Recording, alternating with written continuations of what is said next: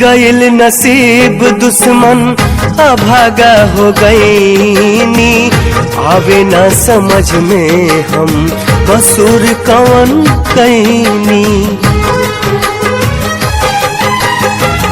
बन गइल नसीब दुश्मन अभागा हो गईनी, आवे ना समझ में हम कसूर कौन कईनी। साजा बेकसूर पवनी, साजा बेकसूर पवनी, सितम न सहाई ये विधाता हो। समय आई कहवा लेके जाई ये विधाता हो, समय आई कहवा लेके जाई।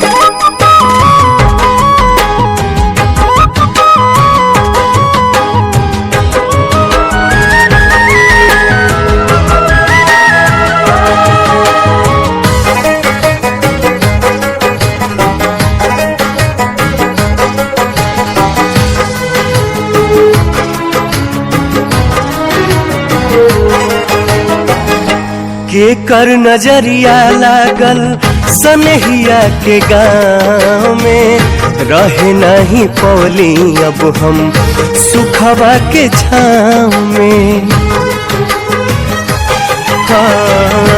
के कर नजरिया लागल सनहिया के गाँव में, रहे नहीं पौली अब हम सुखवा के छाँव में।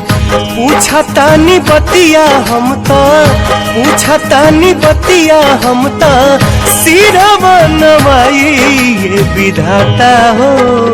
समय आई कहवा लेके जाई ये विधाता हो, समय आई कहवा लेके जाई।